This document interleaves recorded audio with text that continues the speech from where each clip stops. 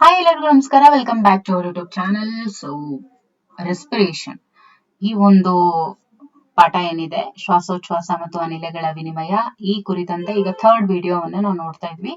ಇಲ್ಲಿ ಅನಿಲಗಳ ವಿನಿಮಯ ಇದ್ರ ಬಗ್ಗೆ ನಾವು ನೋಡ್ತಾ ಹೋಗೋಣ. ಪಾಠದಲ್ಲಿ ಇರುವಂತೆ ಅನಿಲಗಳ ವಿನಿಮಯ ಇದ್ರ ಬಗ್ಗೆ ನಾವು ನೋಡ್ತಾ ಹೋಗೋಣ. ಇಲ್ಲಿ ಆಕ್ಸಿಜನ್ ಮತ್ತೆ ಕಾರ್ಬನ್ ಡೈಆಕ್ಸೈಡ್ ಇದ್ರ ಬಗ್ಗೆನೂ ನಾವು ಅಂದ್ರೆ ಅವುಗಳ ಸಾಗಾಣಿಕೆ ಬಗ್ಗೆನೂ ಇನ್ ಡೀಟೇಲ್ ಆಗಿ ನಾವು ನೋಡ್ತಾ ಹೋಗ್ತೀವಿ. ಈಗ ವಾಯುಕೋಶಗಳು ಅನಿಲಗಳ ವಿನಿಮಯ ಕ್ರಿಯೆಯ ಪ್ರಾಥಮಿಕ ತಾಣಗಳಾಗಿರ್ತವೆ. ಈಗ ಅನಿಲಗಳ ವಿನಿಮಯ ಎಲ್ಲಿ ನಡೆಯುತ್ತೆ ಅನಿಲಗಳ ವಿನಿಮಯ ಅಂತ ಹೇಳಿದ್ರೆ ವಾಯುಕೋಶಗಳಲ್ಲಿ ನಡೆಯುತ್ತೆ. ಈ ವಾಯುಕೋಶಗಳು ಏನಿದೆ ಇವು ಅನಿಲಗಳ ವಿನಿಮಯ ಏನ್ ನಡೆಯುತ್ತಲ್ವಾ ಆ ಕ್ರಿಯೆಯ ಪ್ರಾಥಮಿಕ ತಾಣಗಳಾಗಿರ್ತವೆ. ಅನಿಲಗಳ ವಿನಿಮಯ ಕ್ರಿಯೆಯು ರಕ್ತ ಮತ್ತು ಅಂಗಾಂಶಗಳ ನಡುವೆಯೂ ಕೂಡ ನಡೆಯುತ್ತೆ. ಅಂದ್ರೆ ಅನಿಲಗಳ ವಿನಿಮಯ ಅನ್ನುವಂಥದ್ದು ವಾಯುಕೋಶದಲ್ಲಿ ಮಾತ್ರ ಅಲ್ಲದೆ ರಕ್ತ ಮತ್ತು ಅಂಗಾಂಶಗಳ ನಡುವೆಯೂ ಕೂಡ ನಡೆಯುತ್ತೆ. ಬ್ಲಡ್ ಮತ್ತೆ ಅಂಗಾಂಶ ಇವೆರಡರ ನಡುವೆಯೂ ಕೂಡ ನಡೆಯುತ್ತೆ. ಓಕೆ, ರಕ್ತ ಮತ್ತು ಅಂಗಾಂಶಗಳ ನಡುವೆ ನಡೆಯುತ್ತೆ. ಸೊ ಇವಾಗ ಗೊತ್ತಾಯ್ತು, ವಾಯುಕೋಶಗಳು ಅನಿಲಗಳ ವಿನಿಮಯ ಕ್ರಿಯೆಯ ಪ್ರಾಥಮಿಕ ತಾಣಗಳಾಗಿರ್ತವೆ. ಅನಿಲಗಳ ವಿನಿಮಯ ಕ್ರಿಯೆಯು ರಕ್ತ ಮತ್ತು ಅಂಗಾಂಶಗಳ ನಡುವೆಯೂ ಕೂಡ ನಡೆಯುತ್ತೆ ಅನ್ನುವಂಥದ್ದು. ಈ ಸ್ಥಳಗಳಲ್ಲಿ ಆಕ್ಸಿಜನ್ ಮತ್ತು ಕಾರ್ಬನ್ ಡೈಆಕ್ಸೈಡ್ ಗಳ ನಡುವಿನ ಒತ್ತಡ ಅಥವಾ ಸಾರತೆಯಲ್ಲಿನ ಪ್ರವಣತೆಯಿಂದಾಗಿ ಸರಳ ವಿಸರಣದ ಮೂಲಕ ಅವುಗಳು ಪರಸ್ಪರ ವಿನಿಮಯಗೊಳ್ತವೆ. ಓಕೆ, ಸರಳ ವಿಸರಣದ ಮೂಲಕ ಅವುಗಳು ಪರಸ್ಪರ ವಿನಿಮಯಗೊಳ್ತವೆ.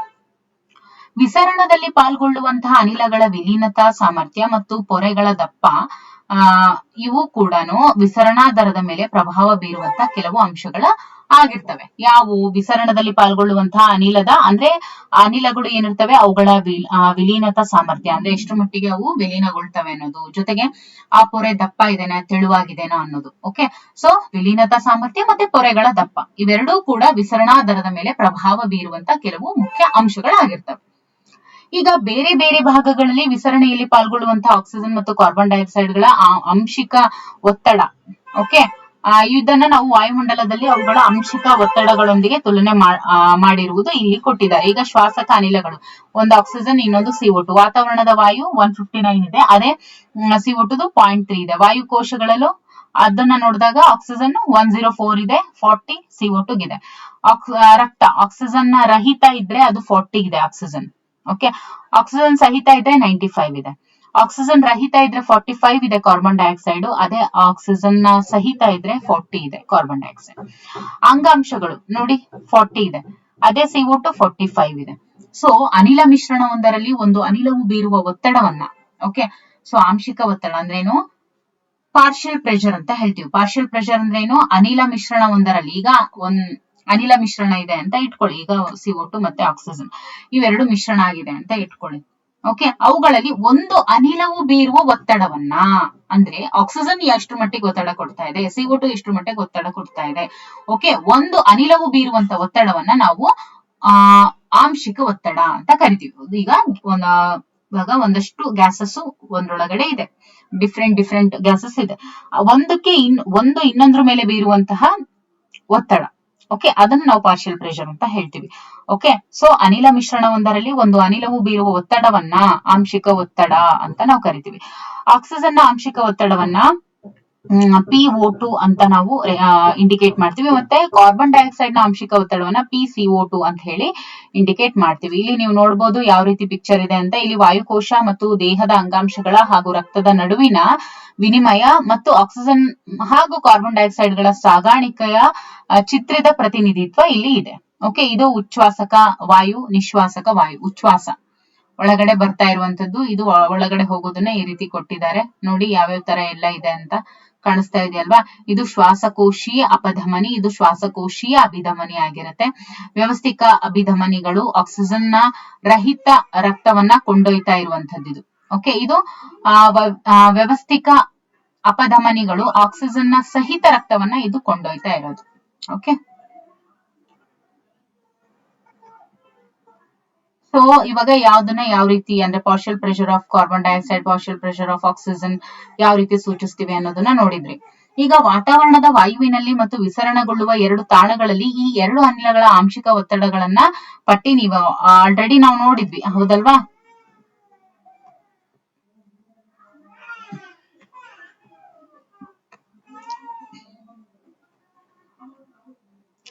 ಪಟ್ಟಿಯಲ್ಲಿ ಕೊಟ್ಟಿರುವಂತಹ ದತ್ತಾಂಶವು ವಾಯುಕೋಶಗಳಿಂದ ರಕ್ತಕ್ಕೆ ಮತ್ತು ರಕ್ತದಿಂದ ಅಂಗಾಂಶಗಳಿಗೆ ವಿಸರಣಗೊಳ್ಳುವ ಆಕ್ಸಿಜನ್ ನ ಸಾರತಾ ಪ್ರವಣತೆಯನ್ನ ಸ್ಪಷ್ಟವಾಗಿ ಅದು ಸೂಚಿಸ್ತಾ ಇದೆ. ಸೊ ಅದೇ ರೀತಿ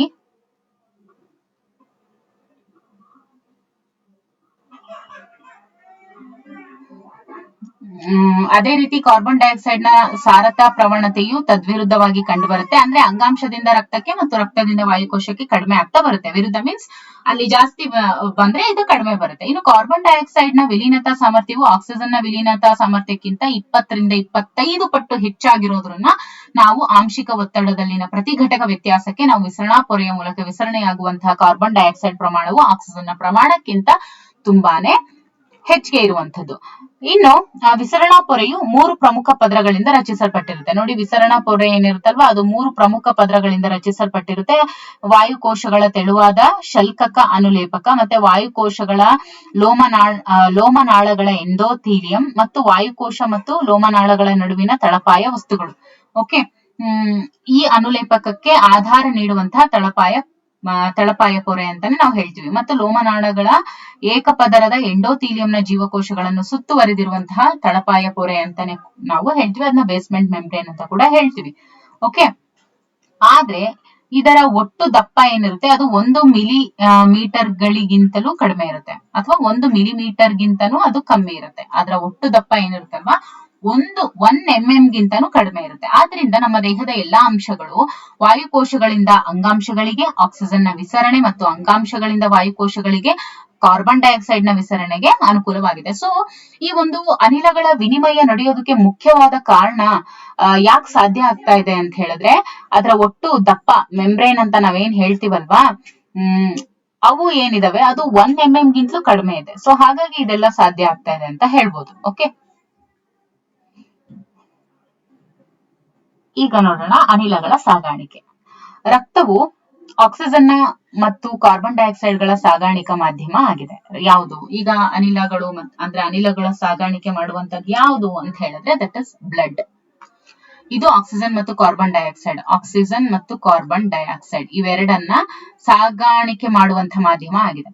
97% ಆಕ್ಸಿಜನ್ ರಕ್ತದಲ್ಲಿರುವಂತಹ ಕೆಂಪು ರಕ್ತ ಕಣಗಳ ಮೂಲಕ ಸಾಗಿಸಲ್ಪಡುತ್ತೆ. ಓಕೆ, 97% ಆಕ್ಸಿಜನ್ ರಕ್ತದಲ್ಲಿ ಇರುವಂತಹ ರೆಡ್ ಬ್ಲಡ್ ಸೆಲ್ಸ್ ಇಂದಾನೆ ಅದು ಸಾಗಿಸಲ್ಪಡುತ್ತೆ. ಇನ್ನು ಉಳಿದ 3% ಆಕ್ಸಿಜನ್ ಏನಿರುತ್ತೆ ಇದು ಪ್ಲಾಸ್ಮಾದಲ್ಲಿ ವಿಲೀನ ಸ್ಥಿತಿಯಲ್ಲಿ ಸಾಗಿಸಲ್ಪಡುತ್ತೆ. ಓಕೆ, 20 ರಿಂದ 25% ಕಾರ್ಬನ್ ಡೈಆಕ್ಸೈಡ್ ಕೆಂಪು ರಕ್ತ ಕಣಗಳ ಮೂಲಕ ಸಾಗಿಸಲ್ಪಟ್ರೆ 70% ಬೈಕಾರ್ಬೋನೇಟ್ ರೂಪದಲ್ಲಿ ಸಾಗಿಸಲ್ಪಡುತ್ತೆ. ಉಳಿದ 7% ಕಾರ್ಬನ್ ಡೈಆಕ್ಸೈಡ್ ಪ್ಲಾಸ್ಮಾದ ಮೂಲಕ ವಿಲೀನ ಸ್ಥಿತಿಯಲ್ಲಿ ಅದು ರವಾನೆ ಆಗುತ್ತೆ. ಇದು ಯಾವ ರೀತಿ ಆಕ್ಸಿಜನ್ ಕಾರ್ಬನ್ ಡೈಆಕ್ಸೈಡ್ ಎಷ್ಟು ಶೇಕಡ ಯಾವ್ಯಾವ ರೀತಿ ಸಾಗಿಸಲ್ಪಡುತ್ತೆ ಅನ್ನುವಂಥದ್ರ ಒಂದು ನೋಟ. ಈಗ ಆಕ್ಸಿಜನ್ ನ ಸಾಗಾಣಿಕೆಯನ್ನ ನೋಡೋಣ.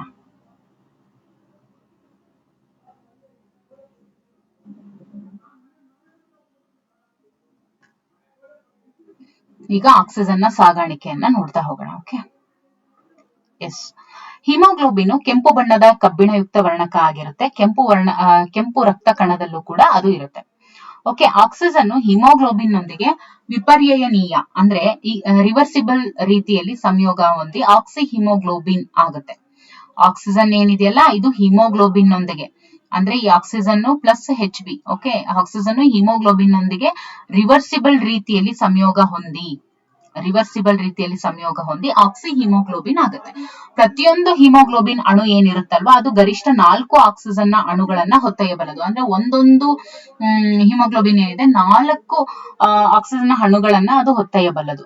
ಅಷ್ಟು ಕೆಪಬಿಲಿಟಿ ಅದಕ್ಕೆ ಇರುತ್ತೆ. ಹಿಮೋಗ್ಲೋಬಿನ್ ನೊಂದಿಗೆ ಆಕ್ಸಿಜನ್ ನ ಬಂಧ ಏನಿರುತ್ತೆ ಅದು ಪ್ರಾಥಮಿಕವಾಗಿ ಆಕ್ಸಿಜನ್ ನ ಆಂಶಿಕ ಒತ್ತಡಕ್ಕೆ ಸಂಬಂಧಿಸಿರುತ್ತೆ. ಕಾರ್ಬನ್ ಡೈಆಕ್ಸೈಡ್ ನ ಆಂಶಿಕ ಒತ್ತಡ, H+ ಸಾರತೆ ಮತ್ತು ಉಷ್ಣತೆ ಇವು ಈ ಬಂಧನದಲ್ಲಿ ಪ್ರಭಾವ ಬೀರುವಂತಹ ಇತರ ಅಂಶಗಳು. ಇನ್ನು ಆಕ್ಸಿಜನ್ ನೊಂದಿಗೆ ಸಂಯೋಗ ಹೊಂದಿದಂತಹ ಹಿಮೋಗ್ಲೋಬಿನ್ ನ ಶೇಕಡವಾರು ಸಂತೃಪ್ತತೆಯನ್ನ ಆಕ್ಸಿಜನ್ ನ ಆಂಶಿಕ ಒತ್ತಡಕ್ಕೆ ಹೋಲಿಸಿ ನಕ್ಷೆಯಲ್ಲಿ ನಮೂದಿಸಿದಾಗ ಸಿಗ್ಮಾಯ್ಡ್ ವಕ್ರರೇಖೆ ನಮ್ಗೆ ಸಿಗುತ್ತೆ. ಈ ರೀತಿ ಆಗಿರುತ್ತೆ ಸಿಗ್ಮಾಯ್ಡ್ ವಕ್ರರೇಖೆ. ನೋಡ್ತಾ ಇದ್ದೀರಲ್ವಾ? ಈ ವಕ್ರರೇಖೆಯನ್ನ ಆಕ್ಸಿಜನ್ ನ ವಿಯೋಜನ ವಕ್ರರೇಖೆ ಅಂದ್ರೆ ಆಕ್ಸಿಜನ್ ಡಿಸೋಸಿಯೇಷನ್ ಕರ್ವ್ ಅಂತ ಕೂಡ ನಾವು ಕರಿತೀವಿ. ಇದು ಹಿಮೋಗ್ಲೋಬಿನ್ ನೊಂದಿಗೆ ಆಕ್ಸಿಜನ್ ನ ಬಂಧದ ಮೇಲೆ PCO2 ಅಂದ್ರೆ partial pressure of carbon dioxide ಮತ್ತೆ H+ ಸಾರತೆ ಮುಂತಾದ ಅಂಶಗಳ ಪರಿಣಾಮಗಳ ಅಧ್ಯಯನಕ್ಕೆ ಇದು ತುಂಬಾನೇ ಉಪಯೋಗ ಆಗಿದೆ. ಉಪಯುಕ್ತವಾಗಿದೆ. ಸೊ ಆಕ್ಸಿಜನ್ ಡಿಸೋಸಿಯೇಷನ್ ಕರ್ವ್ ಏನಿದೆಯಲ್ಲ ಅದ್ರ ಅಪ್ಲಿಕೇಶನ್ ಯಾವುದು ಅಂದ್ರೆ ಇದು. ಇನ್ನು ವಾಯುಕೋಶಗಳಲ್ಲಿ ಅತಿಯಾದಂತಹ ಪಾರ್ಷಿಯಲ್ ಪ್ರೆಷರ್ ಆಫ್ ಆಕ್ಸಿಜನ್ ಮತ್ತೆ ಕಡಿಮೆ partial pressure of carbon dioxide, ಕಡಿಮೆ H+ ಸಾರತೆ ಮತ್ತು ಕಡಿಮೆ ಉಷ್ಣತೆ, ಈ ಅಂಶಗಳು ಹೆಚ್ಚಿನ ಆಕ್ಸಿ ಹಿಮೋಗ್ಲೋಬಿನ್ಗೆ ಹೆಚ್ಚಿನ ಆಕ್ಸಿ ಹಿಮೋಗ್ಲೋಬಿನ್ ಉತ್ಪತ್ತಿಗೆ ಬೇಕಾದಂತಹ ಪೂರಕ ಪರಿಸರವನ್ನ ನಿರ್ಮಿಸುತ್ತದೆ. ಅಂದ್ರೇನು, ಇದ್ರಲ್ಲಿ ಏನ್ ಗೊತ್ತಾಯ್ತು, ಇಲ್ಲಿ ಜಾಸ್ತಿ ಇರೋದು ಪಾರ್ಷಿಯಲ್ ಅಂದ್ರೆ ಇಲ್ಲಿ ಆಕ್ಸಿಜನ್ ಒತ್ತಡ ಮಾತ್ರ ಜಾಸ್ತಿ ಇದೆ, ಮಿಕ್ಕಿದೆಲ್ಲಾನು ಕಡಿಮೆ ಇದೆ ಇನ್ಕ್ಲೂಡಿಂಗ್ ಟೆಂಪರೇಚರ್. ಸೊ ಅತಿಯಾದ ಇಫ್ ಸಪೋಸ್ ಅದೇ ಇದು ಜಾಸ್ತಿ ಇದ್ರೆ, ಕಾರ್ಬನ್ ಡೈಆಕ್ಸೈಡ್ ಏನಾದ್ರು ಜಾಸ್ತಿ ಇದ್ರೆ, ಅತಿಯಾದ H+ ಸಾರತೆ, ಅತಿ ಉಷ್ಣತೆ ಇರುವುದರಿಂದ ಆಕ್ಸಿ ಹಿಮೋಗ್ಲೋಬಿನ್ ನಿಂದ ಆಕ್ಸಿಜನ್ ಏನಿರುತ್ತೆ ಅದು ವಿಯೋಜನೆಗೊಳ್ಳುವುದಕ್ಕೆ ಪೂರಕ ಸನ್ನಿವೇಶವಾಗಿರುತ್ತೆ. ಓಕೆ, ಇದು ಶ್ವಾಸಕೋಶದ ಮೇಲ್ಮೈಯಲ್ಲಿ ಹಿಮೋಗ್ಲೋಬಿನ್ ನೊಂದಿಗೆ ಆಕ್ಸಿಜನ್ ಸಂಯೋಜನೆಗೊಳ್ಳುತ್ತೆ ಮತ್ತು ಅಂಗಾಂಶಗಳಲ್ಲಿ ಆಕ್ಸಿ ಹಿಮೋಗ್ಲೋಬಿನ್ ವಿಯೋಜನೆಗೊಳ್ಳುತ್ತೆ ಎಂಬುದನ್ನ ಇದು ಸ್ಪಷ್ಟವಾಗಿ ನಮಗೆ ಸೂಚಿಸುತ್ತೆ. ಸೊ ಸಾಮಾನ್ಯ ಶಾರೀರಿಕ ಕ್ರಿಯಾಸ್ಥಿತಿಯಲ್ಲಿ 100 ml ಆಕ್ಸಿಜನ್ ಸಹಿತ ರಕ್ತ ಏನಿರುತ್ತೆ ಅದು 5 ಮಿಲಿಲೀಟರ್ ನಷ್ಟು ಆಕ್ಸಿಜನ್ ಅನ್ನ ಅಂಗಾಂಶಗಳಿಗೆ ಒದಗಿಸಬಲ್ಲದು. ನೋಡಿ, ಸಾಮಾನ್ಯ ಶಾರೀರಿಕ ಕ್ರಿಯಾಸ್ಥಿತಿಯಲ್ಲಿ 100 ml ಎಷ್ಟು 100 ml ಆಕ್ಸಿಜನ್ ಸಹಿತ ರಕ್ತ ಏನಿರುತ್ತೆ ಅದು 5 ಮಿಲಿಲೀಟರ್ ನಷ್ಟು, ಓಕೆ 5 ಮಿಲಿಲೀಟರ್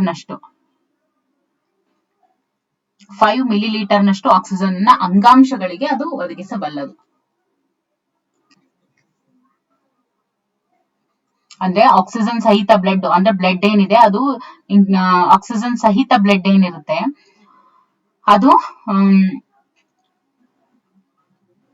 5 ಮಿಲಿಲೀಟರ್ ನಷ್ಟು ಆಕ್ಸಿಜನ್ ಅನ್ನ ಅಂಗಾಂಶಗಳಿಗೆ ಒದಗಿಸುತ್ತೆ. 100 ml ಇರೋದು 5 ml ನಷ್ಟು ಆಕ್ಸಿಜನ್ ಅನ್ನ ಅಂಗಾಂಶಗಳಿಗೆ ಒದಗಿಸಬಲ್ಲದು ಅನ್ನೋದು ಇದರಿಂದ ಗೊತ್ತಾಯ್ತು. ಈಗ ಕಾರ್ಬನ್ ಡೈಆಕ್ಸೈಡ್ ನ ಸಾಗಾಣಿಕೆ ಇದನ್ನ ನೋಡೋಣ. ಕಾರ್ಬನ್ ಡೈಆಕ್ಸೈಡ್ ಕಾರ್ಬಮೈನೋ ಹಿಮೋಗ್ಲೋಬಿನ್ ರೂಪದಲ್ಲಿ ಹಿಮೋಗ್ಲೋಬಿನ್ ನಿಂದ ಸಾಗಿಸಲ್ಪಡುತ್ತೆ. ಓಕೆ,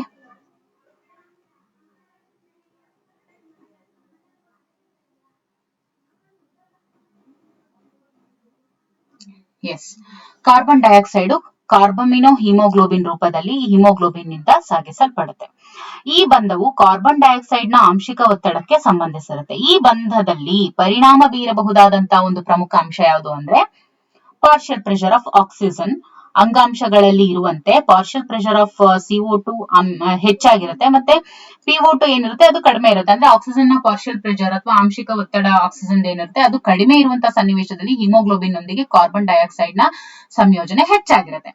ಆದ್ರೆ ವಾಯುಕೋಶಗಳಲ್ಲಿ ಇರುವಂತೆ PCO2 ಕಡಿಮೆ ಅಂದ್ರೇನು, partial pressure of carbon dioxide ಕಡಿಮೆ ಇದ್ದು ಆಕ್ಸಿಜನ್ ಆಂಶಿಕ ಒತ್ತಡ ಹೆಚ್ಚಿರುವಂತಹ ಸನ್ನಿವೇಶದಲ್ಲಿ ಕಾರ್ಬಮೈನೋ ಹಿಮೋಗ್ಲೋಬಿನ್ ನಿಂದ ವಿಯೋಜನೆ ಹೊಂದುತ್ತೆ ಯಾವುದು CO2.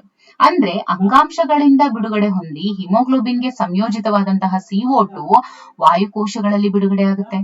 ಕೆಂಪು ರಕ್ತ ಕಣಗಳು ಕಾರ್ಬಾನಿಕ್ ಆನ್ಹೈಡ್ರೇಸ್ ಕಿಣ್ವವನ್ನ ಹೆಚ್ಚಿನ ಸಾಂದ್ರತೆಯಲ್ಲಿ ಹೊಂದಿರುತ್ತೆ. ನೋಡಿ, ಕೆಂಪು ರಕ್ತ ಕಣಗಳು ರೆಡ್ ಬ್ಲಡ್ ಸೆಲ್ಸ್ ಅಂತ ಏನ್ ಹೇಳ್ತೀವಲ್ವಾ, ಈ ರೆಡ್ ಬ್ಲಡ್ ಸೆಲ್ಸ್ ಇವು ಕಾರ್ಬಾನಿಕ್ ಆನ್ಹೈಡ್ರೇಸ್ ಕಿಣ್ವವನ್ನ ಹೆಚ್ಚಿನ ಸಾರತೆಯಲ್ಲಿ ಹೊಂದಿರುತ್ತೆ.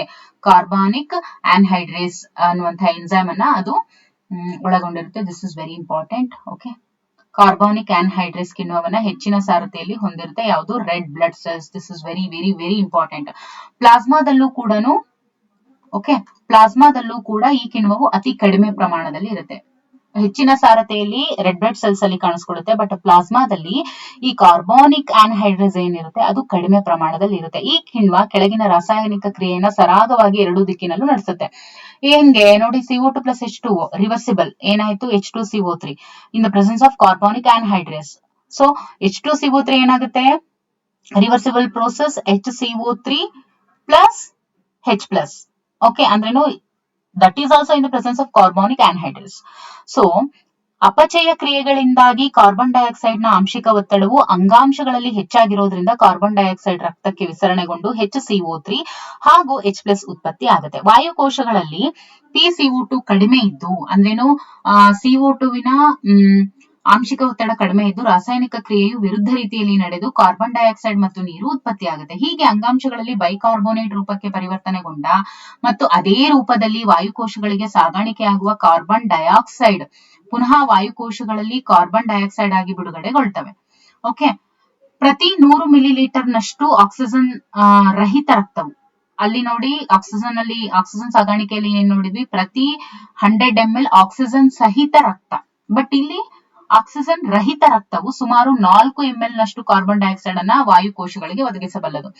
ಇದು ವಾಯುಕೋಶಗಳಿಗೆ ಒದಗಿಸುತ್ತೆ, ಬಟ್ ಇಲ್ಲಿ ಏನಾಗುತ್ತೆ, ಇದು ಅಂಗಾಂಶಗಳಿಗೆ ಒದಗಿಸುತ್ತೆ 5 ಮಿಲಿಲೀಟರ್ ಅಷ್ಟು. ಇದು 5 ml ಅಷ್ಟು ಒದಗಿಸಿದ್ರೆ ಆಕ್ಸಿಜನ್ ರಹಿತ ರಕ್ತ ಏನಿರುತ್ತೆ ಅದು 4 ml ಅಷ್ಟು ಕಾರ್ಬನ್ ಡೈಆಕ್ಸೈಡ್ ಅನ್ನ ವಾಯುಕೋಶಗಳಿಗೆ ಒದಗಿಸುತ್ತೆ.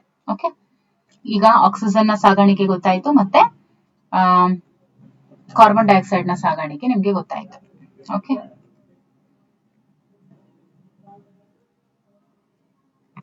ಸೊ ಮುಂದಿನ ತರಗತಿಯಲ್ಲಿ ನಾವು ಉಸಿರಾಟದ ನಿಯಂತ್ರಣ ಮತ್ತು ಶ್ವಾಸಾಂಗ ವ್ಯೂಹಕ್ಕೆ ಅಪಸಾಮಾನ್ಯತೆಗಳ ಬಗ್ಗೆ ನಾವು ನೋಡ್ತಾ ಹೋಗೋಣ. Okay, thank you for watching.